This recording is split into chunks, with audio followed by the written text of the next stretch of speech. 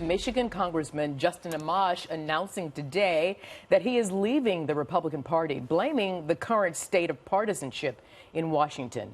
Amash is the only Republican on Capitol Hill to call for President Trump's impeachment back in May, and the president not exactly sad to see him leave the GOP. Let's bring in Emily Larson now. She's the political reporter for the Washington Examiner. We'll get to what the president said in a moment, but first of all, Emily, let's talk about Congressman Justin Amash leaving the Republican Party. He's from Michigan, citing that the party's politics is in a partisan death spiral. So what's the impact of Amash's departure?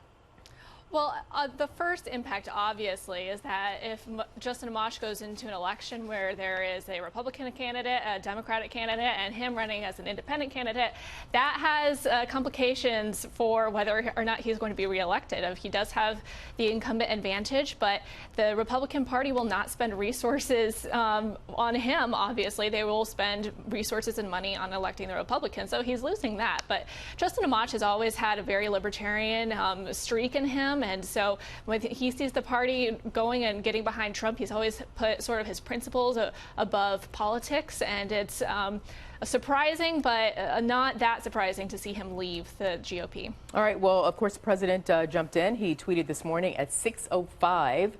He says, "Great news for the Republican Party as one of the dumbest and most disloyal men in Congress is quitting the party. No collusion, no obstruction. Knew he couldn't get the nomination to run again in the great state of Michigan, already being challenged for his seat, a total loser." So, Emily, do most of the GOP agree with President Trump that the party is better off without Congressman Amash? Well, I think that the president's tweet when he was talking about loyalty shows that he doesn't really understand where Justin Amash is coming from as somebody who's always put sort of his principles over party.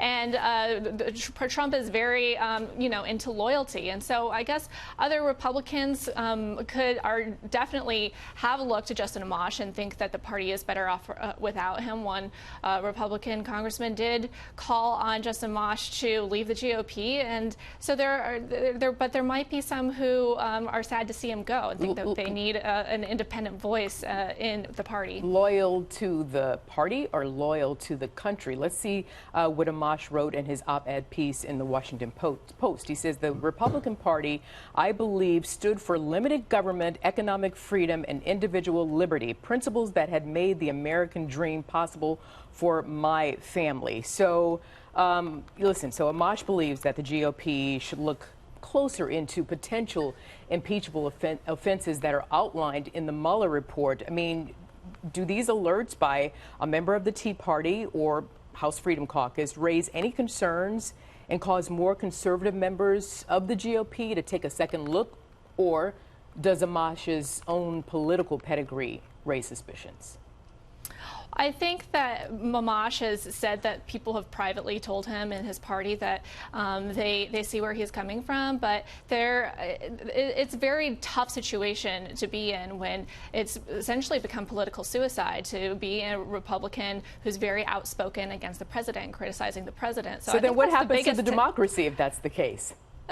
Well, I think that's something that the Republican Party needs to figure out. If the people in the party think that these are legitimate concerns that need to be investigated, then they're going to have to reconcile where the party goes from here. Is it the party of Trump, or is it the party that Justin Amash thought of limited government and freedom? But there is always the argument that the constitutional issues that the president, defenders of the president, think that he can't be he didn't obstruct justice, that these are mostly political attacks. So there are always going to be people in the party that agree with that point of view, and the question is, where is the party going to go? All right, we will watch for that direction. Let's talk about the parade now. President Trump's Salute to America event, which the president says will be the show of a lifetime. Now, former Vice President Joe Biden is saying that President Trump's military parade misses, this is a quote, he says, it, quote, misses the whole point about why we are the country we are. He goes on to say that the U.S. should lead not by example of our power, but by the power of our example. And meanwhile, Emily, you've got some military and Pentagon officials concerned that this event will cast the traditionally nonpartisan military in a political light. What's your reporting on this? Well, I think it depends, will likely very much depend on what Trump says during his speech at the event today and how he handles it. There are a lot of criticisms that I think he's getting about the cost of the event and spending so many resources on it that Republicans would just as quickly criticize a Democratic president on. And so those are concerns. But as far as the political... I'm sorry, what was that point? That the Republicans would criticize a Democratic president, but we're not talking about a Democratic president right now.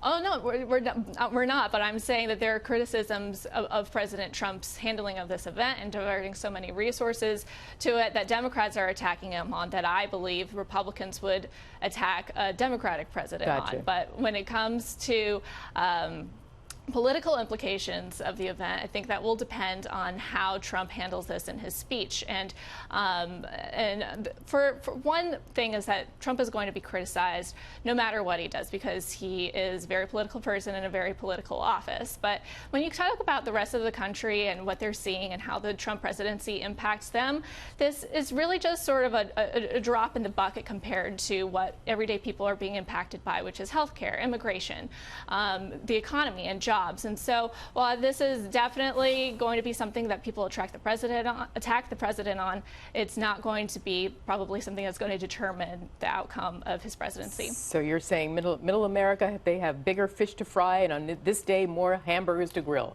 So it's all good with them. All right, you're looking good in red, Emily Larson. Thank you. Thank you.